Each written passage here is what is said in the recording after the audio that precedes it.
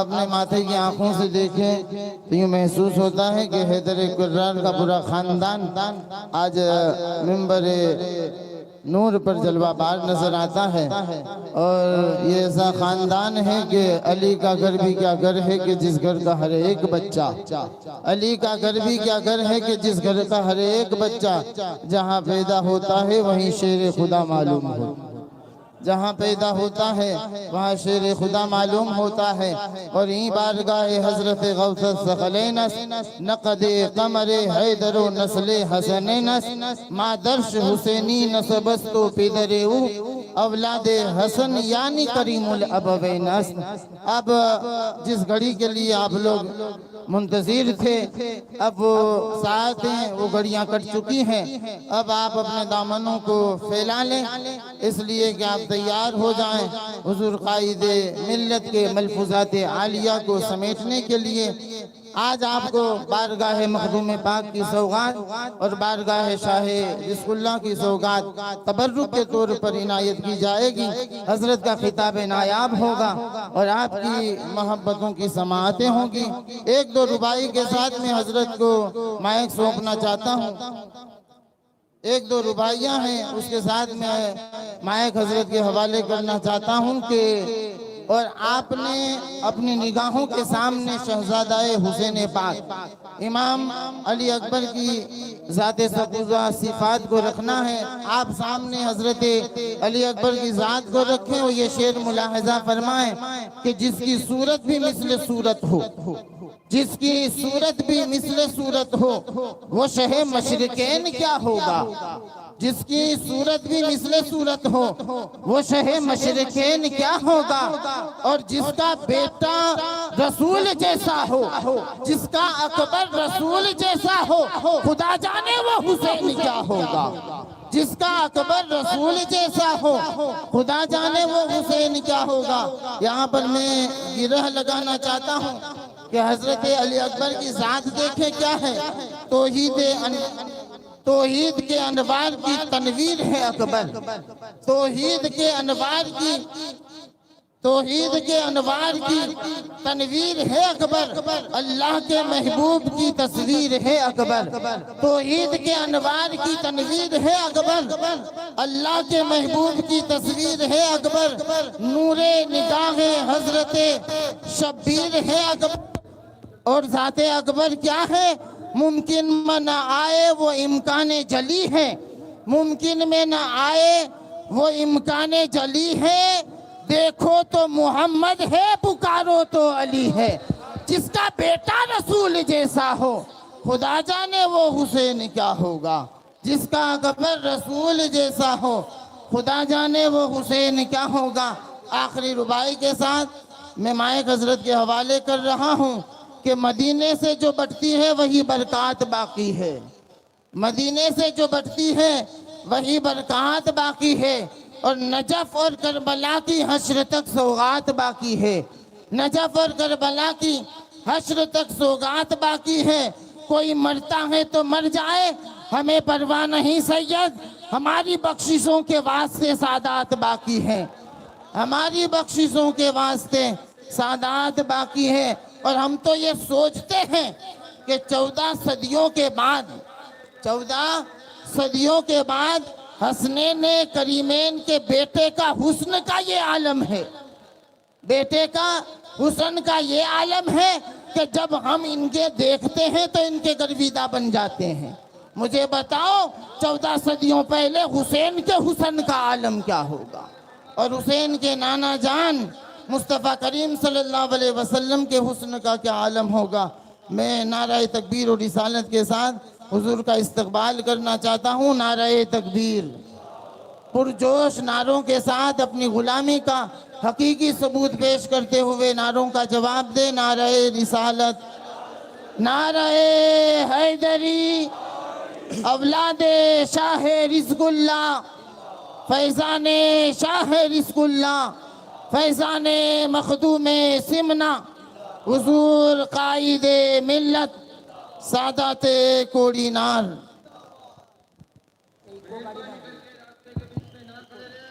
آنے والے مہمانوں سے خاص گزارش ہے کہ الحمدللہ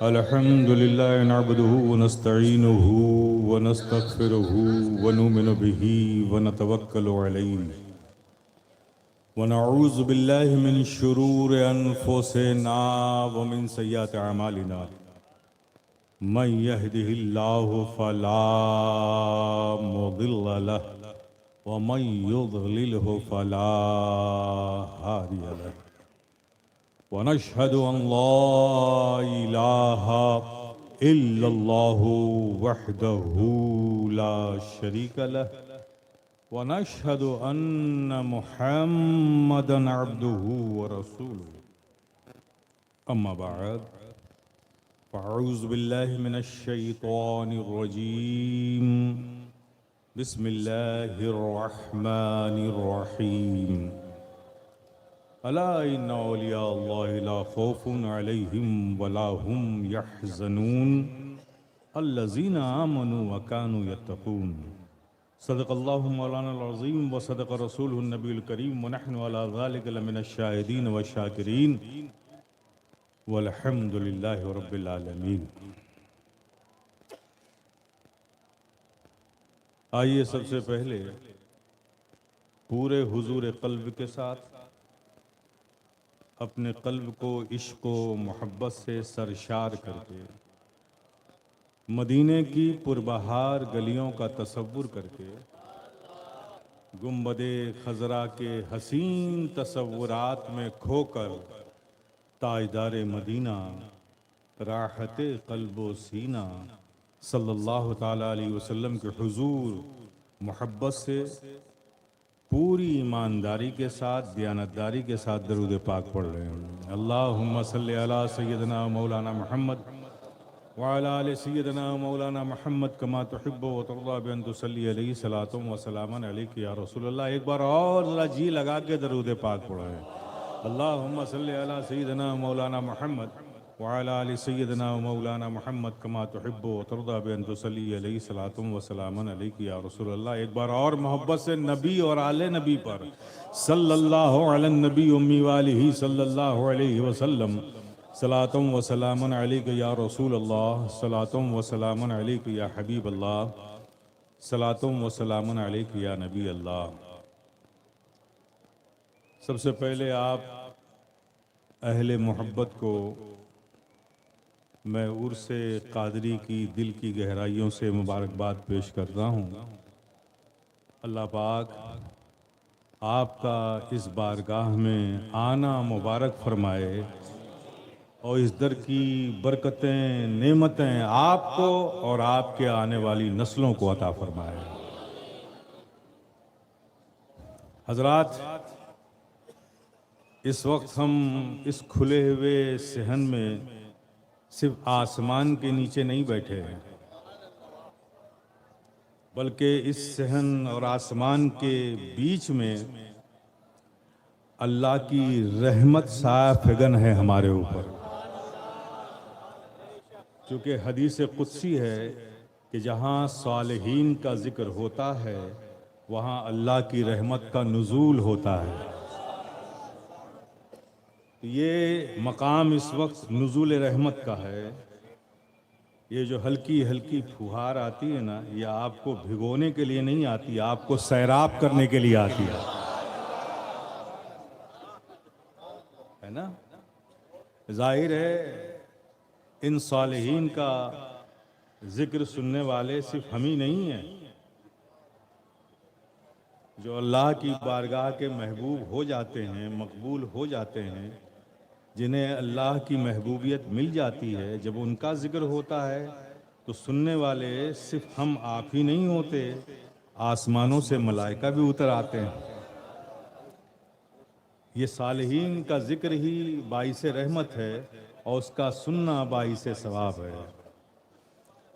آج میں یہاں کسی خطیب کی حیثیت سے نہیں ہوں، اس لیے بڑے کیجول ڈریس میں ہوں. یہ ایک سمبول ہے کہ میں بھی صرف فیضان حاصل کرنے کے لیے آیا ہوں. ہمارے جتنے بھی یہ سادات ہیں، ہمارے عزیز ہیں، ان سب کے دادا ہیں، لیکن میں یہ باور کرا دوں یہ میرے بھی جد ہیں، میرے بھی دادا ہیں۔ تو آپ اپنا حصہ لیجئے، میں اپنا حصہ لینے آیا ہوں، چونکہ بحمدی تعالیٰ حضرت عبدالرزاق حنبی رضی اللہ تعالیٰ عنہ کی اولاد آپ ہیں، اور ہمارا خاندان جو ہے وہ بھی حضرت شاہ عبدالرزاق حنبی کے خاندان سے ہے۔ یہ دونوں خاندان اوپر جا کے یک جدی ہو جاتا ہے، ایک ہی باپ کی اولاد ہو جاتے ہیں۔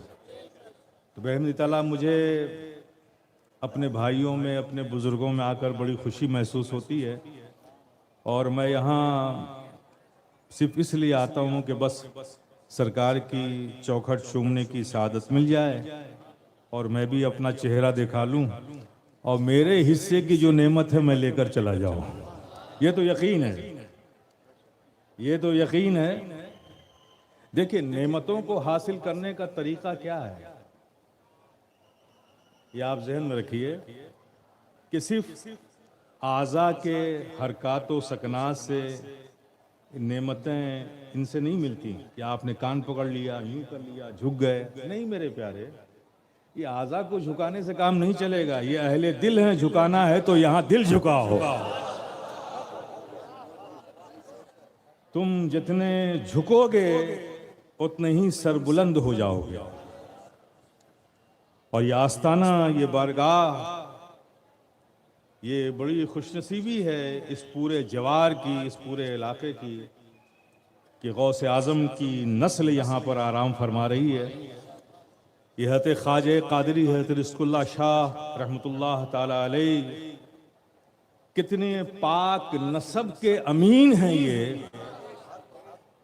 وہ نسب جو غوث اعظم سے ملتا ہے، کتنا پاکیزہ نسب ہے، اور اس کے یہ امین ہیں یہاں پر۔ میرے پیارے، ہمیں اپنے دلوں کو یہاں جھکانا چاہیے اور یقین کو اپنے دلوں میں مضبوط رہنا چاہیے۔ کتنے پاک نسل کے یہ امین ہیں،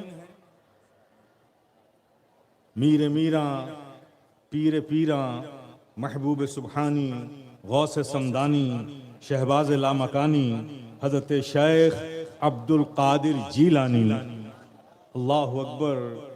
دنیا تاجدار ولایت کہتی ہے، اور ہیں غوث اعظم ہیں۔ غوث اعظم کے حوالے سے جو خطابات آپ سماعت کرتے ہیں، اس میں سرکار غوث اعظم کی کرامتیں بیان کی جاتی ہیں کہ ڈوبی ہوئی کشتی کو باہر نکال دیا، مردے کو زندہ کر دیا، یہی واقعات سنائے جاتے ہیں۔ لیکن میں آج آپ کے سامنے ایک بات رکھنا چاہتا ہوں، آج دیکھنا یہ ہے کہ غوث اعظم بنے کیسے۔ اس سے آپ کو پتہ چلے گا کتنی پاک نسل کے امین ہیں یہ، نسب کے امین ہیں یہ۔ غوث اعظم بنے کہ ایسے نہیں بن جاتے میرے پیارے، ایسے نہیں بن جاتے۔ یہ نعروں سے بنی ہوئی شخصیتیں نہیں ہیں۔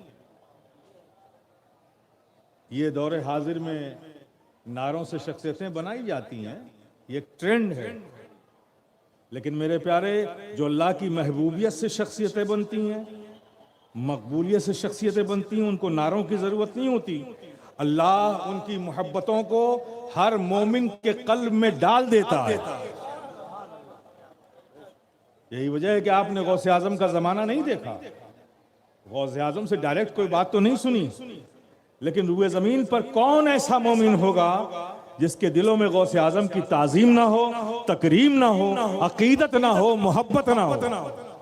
بغیر سنے محبت ہے، بغیر دیکھے تعظیم ہے، تکریم ہے۔ یہ کیوں ہے؟ اس لیے کہ غوث اعظم محبوب سبحانی ہیں، اور جو اللہ کی بارگاہ کا محبوب ہو جاتا ہے، اللہ اس کی محبتوں کو ہر مومن کے سینے پر القا کر دیتا ہے، ڈال دیتا ہے۔ آج ہم لوگ یہاں حضرت رسول اللہ شاہ کی بارگاہ میں آئے ہوئے ہیں۔ کس نے، جتنے حاضرین ہیں، کس نے ان کا زمانہ پایا؟ کس نے دیکھا ہے انہیں؟ ان کی باتیں کس نے سنی ہیں؟ کتنی باتیں بتائی گئی ہیں آپ کو ان کی؟ نہیں نا؟ لیکن مجھے بتاؤ کچھ نہیں سنا، کچھ نہیں جانتے، پھر بھی کھینچے چلے جاتے ہو نا۔ یہ محبتیں پیدا کس نے کی ہیں؟ کس نے کی ہیں؟ جو اللہ کی بارگاہ کا مقبول محبوب ہو جاتا ہے، پھر اللہ خود اس کی محبت کو ہر مومن کے سینوں میں ڈال دیتا ہے۔ میں عرض کر رہا ہوں، غوث اعظم بنتے کیسے؟ ایک شخص ہے، ایک شہر میں ہے، مسافر ہے، اسے کوئی نہیں جانتا، کوئی نہیں پہچانتا، نہ کوئی رشتہ دار ہے، نہ کوئی عزیز ہے، نہ کوئی اقارب ہے، اس شہر میں اجنبی ہے۔ اور اس کے حالات یہ ہیں کہ اس کے پاس کھانے کو بھی کچھ نہیں ہے، جو اثاثہ تھا وہ ختم ہو گیا، بھوک کی شدت بھی ہے، اور کوئی وسائل بھی نہیں ہے۔ لیکن وہ شخص بڑا خوددار ہے، بڑا غیرت مند ہے، بڑا حیادار ہے۔ وہ کسی کے سامنے دستے سوال پھیلانا اپنی غیرت کے خلاف سمجھتا ہے۔ ایک ایسا شخص، بھوک کی شدت ہے، سامان کچھ نہیں کھانے کا، وہ شہر سے باہر نکل کر ایک دریا تھی، اس کے کنارے کنارے چلا جا رہا تھا۔ سامنے سے بہتی ہوئی دریا آ رہی ہے، وہ اس کے مخالف سمت جا رہا ہے۔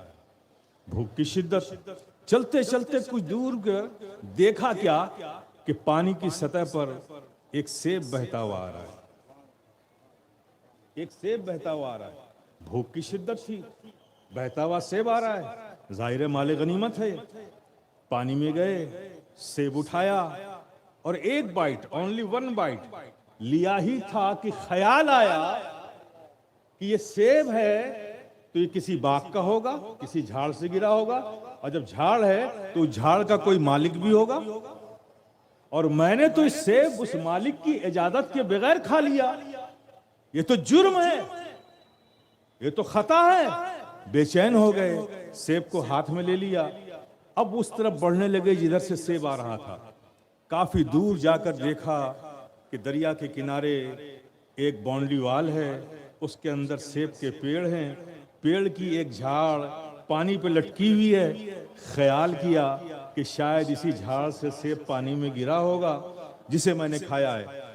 آپ اس باغ کے مالک کے دروازے پر پہنچتے ہیں، کنڈی کھٹکھٹائی، مالک باہر آئے، پوچھا، شہزادے میں نے آپ کو پہچانا نہیں، میری تو آپ سے کبھی ملاقات بھی نہیں ہوئی، کہیے کیا کام ہے آپ کو، میری کیا ضرورت پڑ گئی؟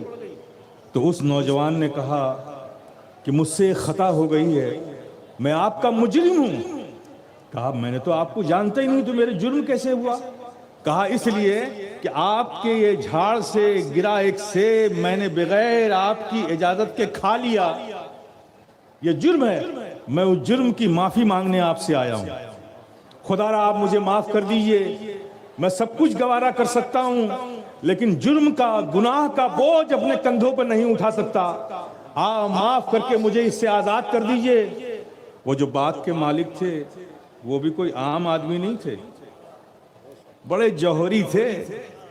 نظر ڈالی، پہچان گئے کہ یہ میرے دروازے پر کوئی عام نوجوان نہیں، یہ تو ہیرا آ گیا ہے۔ جوہری تھے، ہیرے کو پہچان لیا۔ کہا اچھا ایسا ہے؟ کہاں ایسا ہے، آپ مجھے معاف کر دیجئے۔ نظر اوپر سے نیچے تک ڈالی اس نوجوان پر، پہچان گئے کہ بڑا قیمتی ہیرا میرے دروازے پہ چل کے آ گیا ہے۔ فرمایا کہ ہاں معاف کر دوں گا، لیکن میری ایک شرط ہے، میری ایک شرط ہے۔ کہا میں ہر شرط بغیر سنے آپ کی ماننے کو تیار ہوں، لیکن جرم کا بوجھ لے کر میں زندہ نہیں رہ سکتا، آپ معاف کر دیں مجھے۔ کہیں شرط تو سن لو۔ کہا مجھے منظور ہے۔ کہا شرط ہماری یہ ہے کہ میری ایک بیٹی ہے جو آنکھوں سے اندھی ہے، ہاتھوں سے لولی ہے، پیر سے لنگڑی ہے، زبان سے گونگی ہے، کان سے بہری ہے، آپ کو اس سے نکاح کرنا پڑے گا۔ کیا کرنا پڑے گا؟ آج کا نوجوان ہوتا پوری زندگی ابا سے مشورے کی بات نہیں کرتا، لیکن ایسے موقع پہ ضرور کہتا کہ ذرا ابا سے مشورہ کر لوں۔ لیکن وہ مرد مومن، وہ نوجوان کہتا ہے کہ میں کہہ چکا ہوں، مجھے منظور ہے، بلا تردد کے، بلا رکے ہوئے شرط کو منظور کر لیا۔ کہا ٹھیک ہے پھر نکاح ہو گیا۔ اس باغ کے مالک نے کہا کہ آپ کا نکاح ہو گیا ہے، آپ کی زوجہ آپ کا انتظار کر رہی ہیں کمرے میں، آپ جائیں۔ پتہ بتا دیا اس کمرے میں۔ جب وہ نوجوان اس کمرے کی طرف بڑھا، کمرے میں داخل ہوا، وہ جو عروس تھی بیٹھی ہوئی تھی، جب دیکھا اپنے شوہر کو آتے ہوئے تو بیڈ سے اتر گئیں، جھک کر سلام کیا۔ وہ حیرت میں پڑ گئے کہ میں نے تو آہٹ بھی نہیں کی، میں نے تو کچھ کہا بھی نہیں، انہوں نے دیکھ کیسے لیا جب یہ اندھی تھی؟ سلام کیا تو زبان جب گونگی تھی تو سلام کیسے کیا؟ یہ ہاتھ اٹھا کر سلام کیا، یہ لولی تھی تو سلام کیسے کیا؟ بیڈ سے نیچے اتری، یہ لنگڑی تھی تو یہ کیسے اتری؟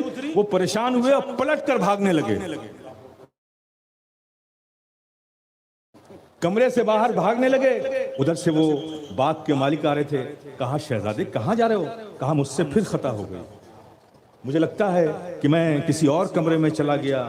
تو باغ کے مالک نے کہا نہیں، آپ سے کوئی خطا نہیں ہوئی ہے، وہی آپ کی شریک حیات ہیں، وہی آپ کی بیوی ہیں۔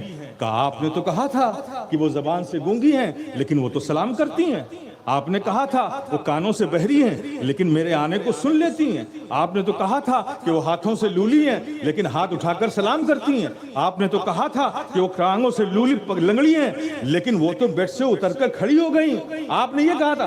کہا ہاں برخوردار، ہاں شہزادے میں نے یہ کہا تھا، لیکن یہ تو سنو میں نے کیوں کہا تھا۔ وہ آنکھوں سے اندھی ہیں اس لیے کہ انہوں نے کسی غیر محرم کو کبھی نہیں دیکھا، وہ کانوں سے بہری ہیں اس لیے کہ کسی غیر محرم کی آواز نہیں سنی، وہ پیروں سے لنگڑی ہیں اس لیے کہ گھر کی دہلیز سے کبھی قدم باہر نہیں نکالا، وہ ہاتھوں سے لولی اس لیے ہیں کہ انہوں نے کسی کو غیر مرد کو کبھی چھوا نہیں ہے، وہ آنکھوں سے اندھی اس لیے ہیں کہ کسی غیر محرم کو کبھی دیکھا نہیں ہے، زبان سے گونگی اس لیے ہے کبھی انہوں نے بد کلامی نہیں کی۔ تو کیا سمجھے میرے پیارے، کیا سمجھے جب ایسے پاک صفات، پاک تینت، پاک باز، پاک سیرت والے دو نفوس آپس میں ملتے ہیں تو غوث اعظم پیدا ہوتے ہیں۔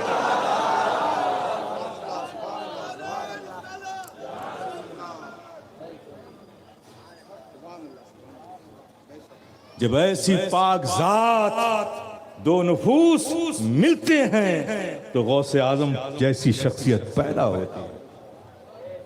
غوث اعظم کتنے پاک نسب کے امین ہیں، یہ کتنے پاک نسب کی امین ہے میرے پیارے، آپ ذرا غور کریں۔ وہ غوث اعظم، اللہ اکبر، دنیا میں آ کر لوگ عمل سے، ریاضت سے، مجاہدات سے، تقوی سے ولایت حاصل کرتے ہیں۔ غوث اعظم دنیا میں آ کے ولی نہیں ہوئے، جب آئے تو ولایت لے کر آئے۔ اور دیکھیے غوث اعظم کی محبوبیت کا حال دیکھیے، محبوبیت کا حال یہ ہے کہ ان کی ولایت جو لے کر آئے وہ چھپی بھی نہیں رہی، وہ بھی قدرت نے ظاہر کر دی کہ یہ میرا محبوب ہونے والا محبوب بندہ یہ کچھ اور ہے، کچھ اور ہے۔ لوگ آ کر مجھے راضی کریں گے دنیا میں اپنے عمل و تقوی سے، لیکن یہ جا رہا ہے دنیا میں تو میں اس سے راضی ہوں، یہ محبوب ہے، اسے اپنا دوست میں بنا چکا ہوں، یہ میری دوستی جا کے نبھائے گا دنیا میں۔ غوث اعظم اللہ اکبر ولایت لے کر پیدا ہوئے، اور آپ کی ولایت چھپی بھی نہیں رہی، قدرت نے ظاہر بھی فرما دی۔ لوگوں کی ولایت ظاہر نہیں ہوتی، جس طرح سے ایک انسان اپنے ستر عورت کو جن چیزوں کا ڈھکنا اس پر واجب ہے اس کو ڈھکنے کا اہتمام کرتا ہے، انتظام کرتا ہے، اس سے زیادہ ایک ولی اپنی ولایت کو چھپانے کا انتظام کرتا ہے۔ تو یہ کوئی ایسی چیز نہیں ہے، لیکن دیکھو قدرت نے غوث اعظم پیدا ہوتے ہیں 29 شعبان کو، ٹھیک رات میں پیدا ہوئے، کچھ دیر بعد سحری کا وقت ہو گیا، آگے دن روزہ رکھنا ہے، چاند ہو گیا، سحری کا وقت ختم ہوا، ابھی غوث اعظم 4 گھنٹے پہلے پیدا ہوئے،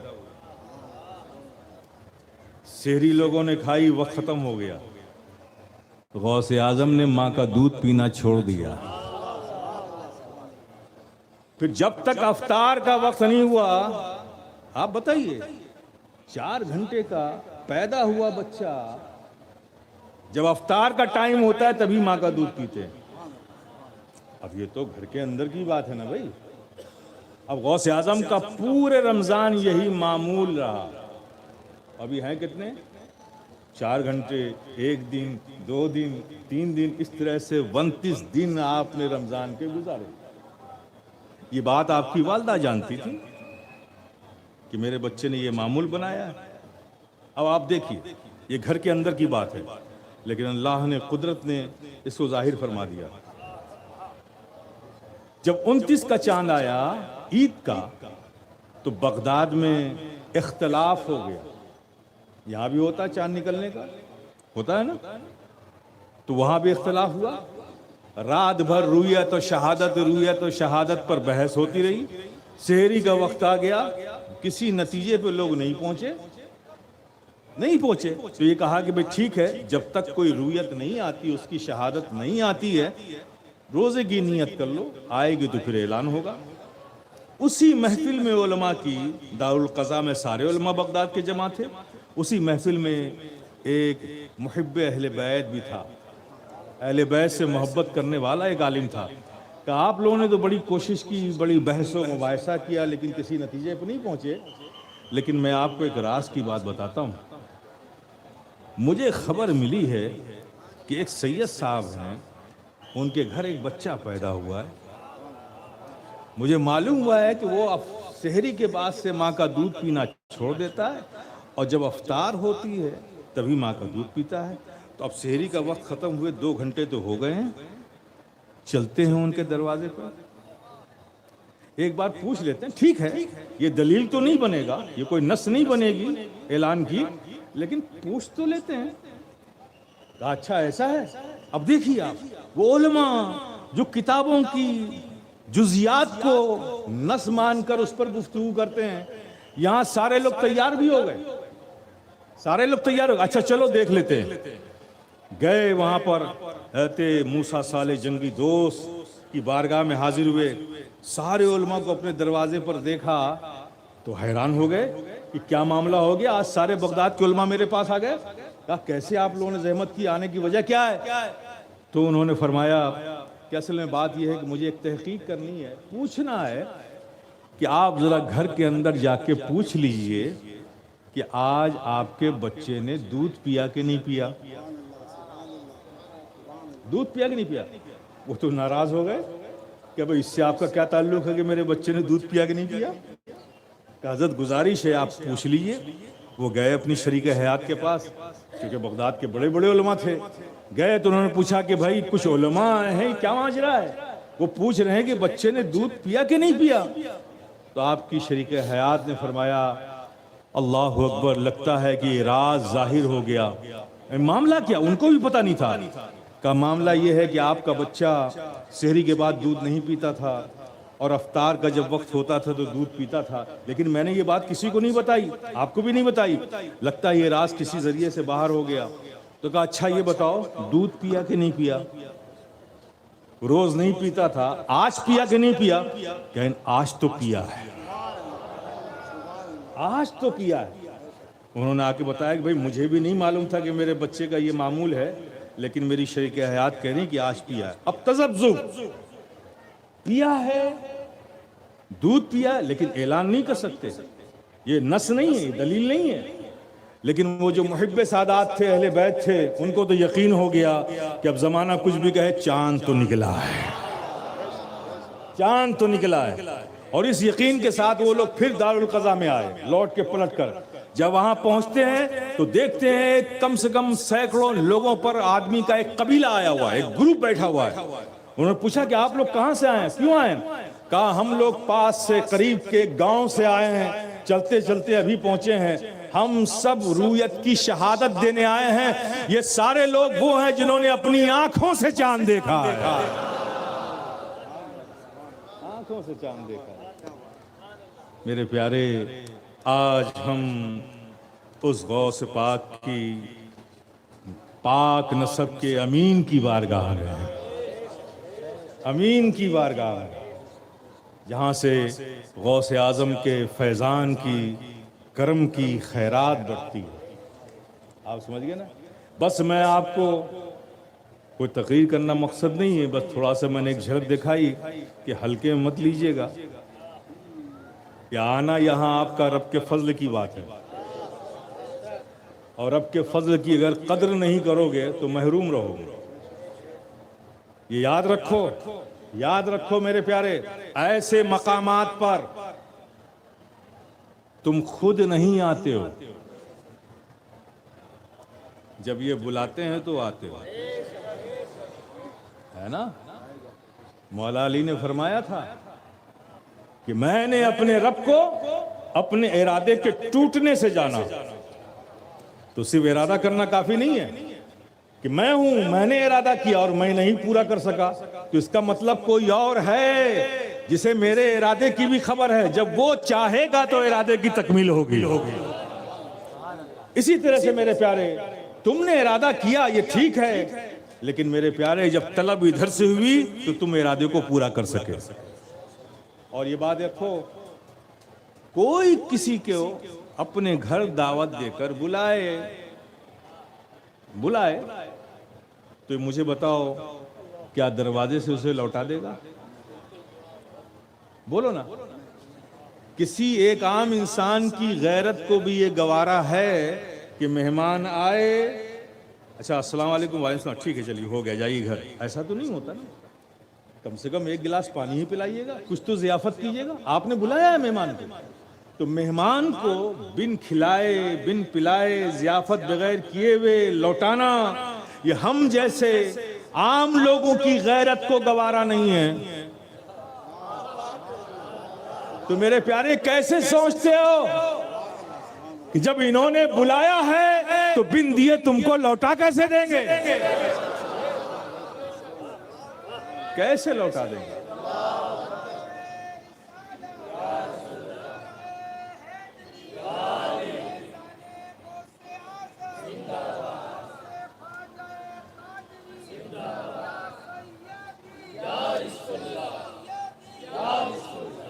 میرے پیارے، جیسا کہ میں نے پہلے کہا، ملے گا، لیکن میرے پیارے دل جھکاؤ۔ یہ اہل دل ہیں، ان کی بارگاہ میں اپنے دلوں کو پیش کرو۔ اور دل کی نمائندگی کون کرتا ہے؟ یہ ہاتھ پیر نہیں کرتے، دل کی نمائندگی آنکھوں سے بہنے والے آنسو کرتے ہیں۔ ایک بار تڑپ کے پکارو تو انہیں، ایک بار آنسو بہا کے انہیں یاد تو کرو، ایک بار ان کی بارگاہ میں دل کی دھڑکنوں کے ساتھ التجائیں تو کرو میرے پیارے۔ اور یاد رکھو تم سب اہل محبت ہو، اہل عقیدت ہو، تمہاری نسلوں میں محبت ہے۔ آج تم آ رہے ہو، پہلے تمہارے والد آتے رہے، پھر تمہاری نسلیں بھی انشاءاللہ اسی بارگاہ میں آئیں گی۔ سب اہل محبت ہو۔ تو مجھے بتاؤ، یہ ہمارے کون ہوئے؟ سادات کے تو دادا ہیں، لیکن آپ سب اہل محبت کے کیا ہیں؟ روحانی باپ ہیں۔ یہ کیا ہیں؟ روحانی باپ ہیں۔ اب مجھے بتاؤ، کوئی بیٹا باپ سے بھیک مانگتا ہے کیا؟ بولو نا میرے پیارے، کوئی بیٹا باپ سے بھیک مانگے گا؟ بھیک نہیں مانگے گا نا۔ تو یہ ہمارے روحانی باپ ہیں، ہم ان کی روحانی اولادیں، تو یہاں بھیک مانگیں گے؟ بیٹا باپ سے انعام لیتا ہے۔ کیا لیتا ہے؟ انعام لیتا ہے۔ اور بھیک ایسی چیز ہے میرے پیارے جس سے صرف گزر بسر ہوتا ہے، اور انعام وہ چیز ہے کہ جب دینے والا دیتا ہے تو سامنے والے کی حیثیت نہیں دیتا، بلکہ اپنی حیثیت سے دیتا ہے۔ کیا دیتا ہے؟ اپنی حیثیت سے دیتا ہے میرے پیارے انعام۔ لیکن یہ بات بھی صحیح ہے کہ انعام ملنے کے لیے انعام دینے والے کا خوش ہونا ضروری ہے کہ نہیں؟ بولو میرے پیارے، ہے کہ نہیں؟ مانتے ہو نا؟ آپ ہی کے دو بیٹے ہیں، ایک ایگزام میں فیل ہو گیا، ایک ایگزام میں پاس ہو گیا، بتاؤ انعام کسے دیتے ہو؟ تمہارا بیٹا ہے، تمہارا بلڈ ہے بھائی، دونوں کو دو نا۔ نہیں، اس نے مایوس کیا اس لیے انعام اس کو نہیں دوں گا، اس نے مجھے خوش کیا اس لیے اس کو انعام دوں گا۔ تو معلوم چلا کہ انعام لینے کے لیے خوش کرنا ضروری ہے، خوش کرنا ضروری ہے۔ تو میرے پیارے یہاں آئے ہو تو ایک لمحہ رک کر سوچو اور عہد کرو، اس بار بھیگ نہیں لیں گے، ہم انعام لیں گے۔ اب انعام لیں گے، خوش کرنا ہے تو مجھے سوچنا کہ یہ خوش کس چیز سے ہوتے ہیں، تو سوچنا پڑے گا نا، یہ خوش کس چیز سے ہوتے ہیں؟ یہ چادر، پھول، عطر پوشی، یہ لنگر، یہ گاگر، ان سب کے ذریعے ہم اپنی اظہار محبت کرتے ہیں ان سے، جس کا ہمیں ثواب ملتا ہے۔ یہ ان کی خوشی نہیں ہے، یہ حضرات چادر اور گاگر اور پھول کے اس سے خوش نہیں ہوتے۔ ہاں ہم ان کی محبتوں میں یہ سب پیش کرتے ہیں، یہ ہمیں ثواب ملتا ہے، برکتیں ملتی ہیں، یہ تو صحیح ہے، لیکن ان کی خوشی کیا ہے؟ ان کی خوشی اسی میں ہے کہ جو انہوں نے کیا وہی ان کی خوشی ہے۔ تو اب ذرا سوچنا میرے پیارے، اگر انعام لینا ہے ان سے، اور انعام جب یہ دیں گے تو تمہاری حیثیت دے کر نہیں، اپنی حیثیت کے مطابق دیں گے، اور ان کی حیثیت اللہ اکبر، کسی عقل میں یہ طاقت ہی نہیں کہ ان کی حیثیت کا اندازہ کر سکے، لیکن جب یہ دیں گے تو ان کا دیا ہوا انعام صرف تمہارے لیے نہیں، تمہاری نسلوں کے لیے کافی ہو جائے گا، تمہاری نسلوں کے لیے کافی ہو جائے گا۔ تو انعام لینا ہے میرے پیارے تو پھر انہیں خوش کرنا پڑے گا۔ تو غور کرو، ارے جب تم اپنی پسند کی چیزیں لے کر جاتے ہو، یہ پھول، یہ چادر، یہ عطر، یہ کس کی پسند ہے؟ ہماری پسند ہے۔ اپنی پسند کو ہم ان کی محبتوں میں، ان کی بارگاہ میں پیش کرتے ہیں، یہ ہماری پسند ہے نا، ان کی تو پسند نہیں ہے۔ تو جب ہم اپنی پسند کی چیزیں لے کر جاتے ہیں اور یہ مایوس و محروم نہیں لوٹاتے، اگر ہم ان کی پسند کی چیزیں لے کر پہنچ جائیں تو حضرت شاہ رزق اللہ شاہ علیہ رحمہ، یہ سب آپ کے اپنے غلام ہیں، اہل محبت ہیں، آپ کے در کے گدا ہیں، آپ کے منگتے ہیں، آپ کی دی ہوئی نعمتوں کو کھاتے ہیں، زندگی گزارتے ہیں، آج جاننا چاہتے ہیں کہ آپ کس سے خوش ہیں۔ انہیں انعام کی ضرورت ہے، اب بھیک سے گزر بسر ہوتا ہے، اب انعام چاہیے۔ تو آپ کس چیز سے خوش ہیں؟ کہا میری زندگی دیکھ لو، میں نے اپنی زندگی کس چیز میں گزاری ہے؟ نماز میں نے کبھی نہیں چھوڑی، نماز میں نے کبھی نہیں چھوڑی، تلاوت میں نے کبھی نہیں چھوڑی، ورد درود میں نے کبھی نہیں چھوڑا، اچھے اخلاق میں نے کبھی نہیں چھوڑے، مروت میں نے کبھی نہیں چھوڑی۔ یہ چیزیں وہ ہیں جو مجھے پسند ہیں۔ تو میرے پیارے اب ان کو خوش کرنا ہے، خوش کرنا ہے، بن جاؤ نمازی۔ ان کو خوش کرنا ہے، بن جاؤ اچھے اخلاق کے مالک۔ ان کو خوش کرنا ہے، بن جاؤ اہل مروت۔ ان کو خوش کرنا ہے، بن جاؤ ایک نیک انسان اور سچے مسلمان۔ ایسے مسلمان بنو جیسا مسلمان تمہیں یہ دیکھنا چاہتے ہیں۔ ایک بار انہیں خوش تو کر دو میرے پیارے۔ کس چیز نے روک رکھا ہے تمہیں؟ کس چیز نے ہمیں روک رکھا ہے؟ ہم اپنی پسند کی چیزیں لے کر جاتے ہیں، اے کاش کہ کبھی ہم ان کی پسند کی چیزیں لے کر ان کے بارگاہ میں پہنچ جائیں۔ تو اس فقیر شفیع گدائے جیلانی کا وجدان بولتا ہے، وجدان بولتا ہے کہ جب ہم ان کی پسند کی چیزیں لے کر ان کی بارگاہ میں جائیں گے تو میرے پیارے دستے سوال پھیلانے کی بھی ضرورت نہیں پڑے گی، لب ہلانے کی بھی ضرورت نہیں پڑے گی، چوکھٹ پہ پہنچو گے ان کا دستے کرم تمہیں اپنی طرف کھینچ لے گا۔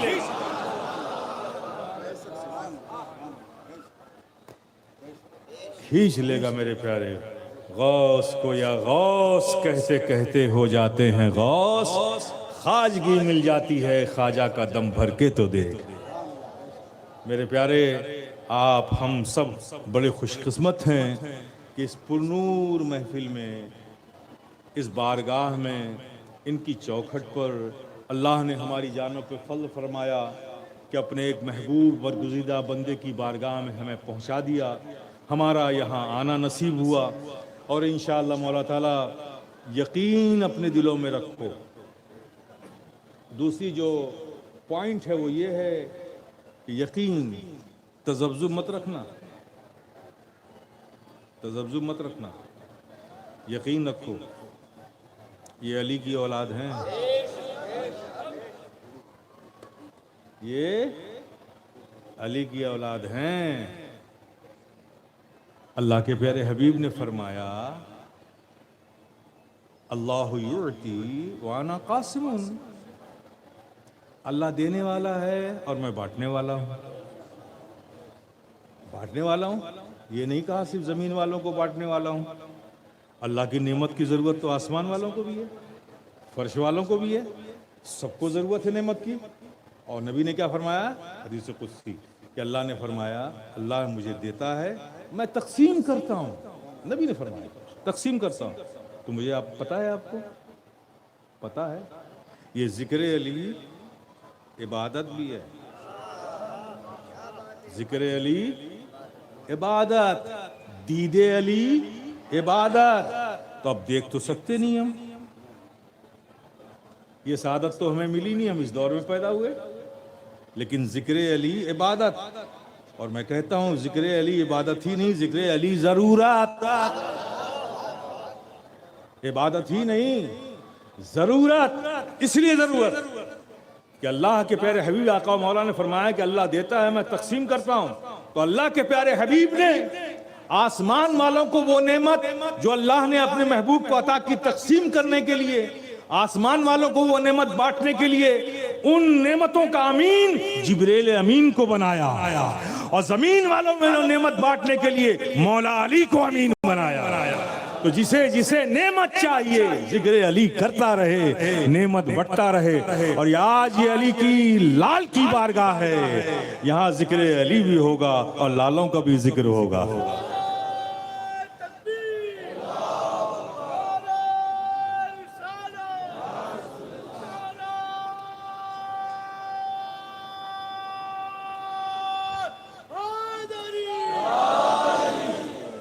تو میرے پیارے یقین میں کوئی کمزوری آنے مت دینا۔ یقین بہت، مومن کی سب سے طاقتور چیز کیا ہے معلوم ہے آپ کو؟ اس کا یقین۔ اقبال نے اسی بات کو کہا تھا، یقین محکم عمل پہ ہم، محبت فاتح عالم، جہاد زندگانی میں ہے یہ مومن کی شمشیریں۔ یقین اگر ہوتا ہے تو سب کچھ ہوتا ہے۔ پورے یقین کے ساتھ رہیے۔ ارے آپ مانگو گے بھی تو کیا مانگو گے یار، ان سے کیا مانگو گے؟ آپ کی عادت تو پڑی ہوئی ہے، دھندا مندہ ہے برکت ہو جائے یہی مانگو گے، اولاد نہیں ہے ہو جائے یہی مانگو گے نا، بیٹی کی شادی نہیں ہو رہی یہی تو مانگو گے نا، یہی سب تو مانگو گے۔ یہ کیا مشکل کام ہے ان کے لیے؟ اولاد کی نعمت مسکرا کر دیکھ لیں گے جاؤ ہو گیا کام، دھندا مندہ صرف یوں کر دیں گے جاؤ ہو گیا کام۔ یہ تو ان کے ایک تبسم کی خیرات ہے یار، یہ کوئی مشکل کام تھوڑی ہے۔ لیکن آپ سوچو میرے ہاتھ میں پانی کا جگ ہے اور آپ پیاسے ہو، میں نے کہا ٹھیک ہے اپنا کاسا بڑھاؤ، میں پانی ڈالتا ہوں اپنی پیاس بجھا لو، تو آپ بجائے پیالہ لے کے چھلنی لے کے آ گئے۔ تو میں نے تو ڈالا پانی لیکن چھلنی سے سب پانی نیچے گرا دیا آپ نے۔